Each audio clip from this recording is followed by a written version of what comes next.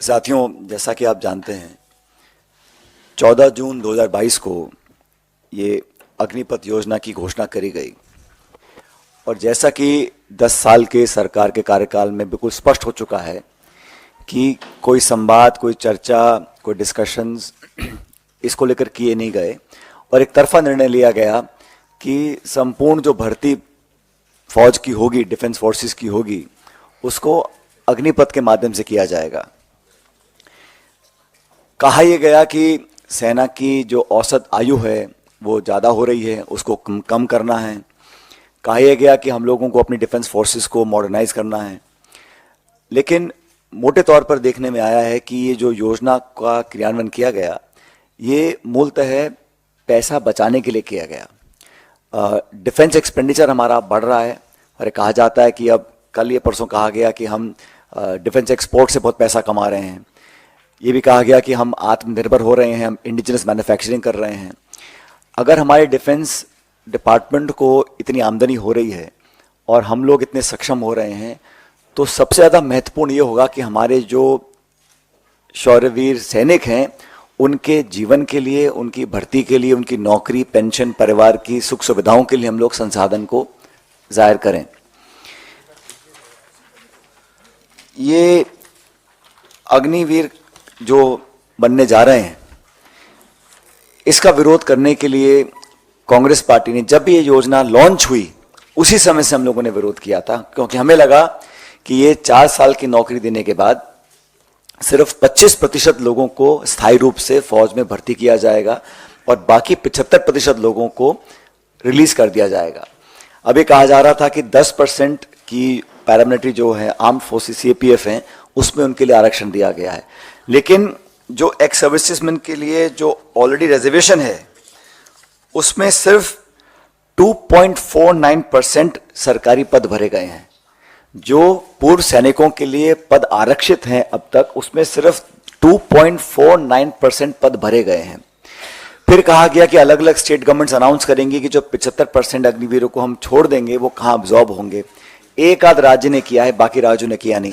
Basically जो लोग 4 साल की नौकरी के बाद एक कम उम्र में रिटायर हो जाएंगे, उनके भविष्य का कुछ पता नहीं, उनको पेंशन भी नहीं मिलेगी, उनको ग्रेच्युटी जो 11 लाख रुपए की दी जा रही है उसका भी जो आधा पैसा है उनकी तनख्वाह से कट रहा है।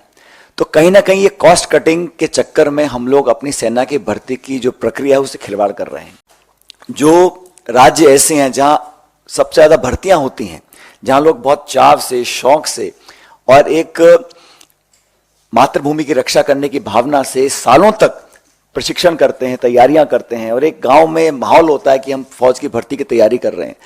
ऐसे लगभग 2.25 लाख लोग हैं जिनको आपने भर्ती दी लेकिन ज्वाइन नहीं कराया। उन्होंने बहुत लंबे समय से वो धरना देने, अपनी मांग को रख रहे हैं।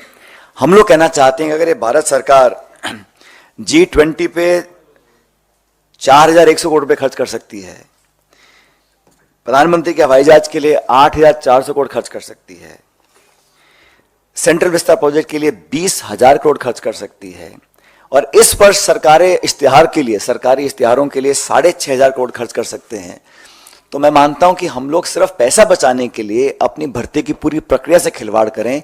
ये भविष्य के लिए, हमारी आंतरिक सुरक्षा के लिए, हमारे भारत की इंटेग्रिटी, सिक्योरिटी के लिए कहीं ना कहीं चैलेंज बन सकता है। तो हम तो आग्रह करेंगे कि लोगों को नौकरी दी जाए जिन्होंने सारी परीक्षाएं पास करी थी, लेकिन अग्निवीर के माध्यम से, अग्निपथ योजना के माध्यम से जो बहुत बड़ा खिलवाड़ हो रहा है, देखिए भारत की जो सेना है उसके शौर्य को, उसके पराक्रम को, उसकी मेहनत और जाबाजी जो हमारे सैनिकों के पास है, उसका कोई सानी नहीं है। We are one of the finest fighting forces in the world. Our armies and our defence forces are second to none, but their valour, their strength and their dedication to the nation should be regarded and respected for future generations. And we all feel that by compromising on the process of recruitment of the armed forces, it may not argue well for our future and for the families of those people who have willingly dedicated their lives to the service of the nation. तो मुझे लगता है कि ये सरकार ने बहुत जल्दबाजी में किया है। हम लोग इसका विरोध करते हैं और अभी जो राष्ट्रीय अध्यक्ष खड़गे जी हैं, मल्लिकार्जुन खड़गे साहब, उन्होंने राष्ट्रपति जी को चिट्ठी लिखी है जिसके बारे में आपको अभी बताया जाएगा। लेकिन हमें मानते हैं कि जो भर्ती की प्रक्रिया है उसको बहुत गैर जिम्मेदाराना तरीके से इस सरकार ने डील किया है। और खुद जो सेना के अध्यक्ष रह चुके हैं, बड़े बड़े पदों पर रह चुके हैं, उन कई लोगों ने इस पर अपनी आपत्ति जाहिर करी है। तो कांग्रेस पार्टी उन नौजवानों के साथ है जो भविष्य में सेना के अंदर अपना भविष्य देखते हैं, उन सब लोगों के साथ हैं जो हमारी वर्दी पहनकर सरहदों पर खड़े होकर देश की रक्षा करते हैं। लेकिन भारत सरकार को इस प्रकार की स्कीम नहीं लानी चाहिए थी, हम इसके विरोध में हैं। और सबसे पहले हमारी मांग ये रहेगी कि जिन लगभग 2.25 लाख लोग ऐसे हैं जिन्होंने सारी परीक्षाएं पास करी थी, उनको सरकार ने अभी तक ज्वाइन नहीं कराया है।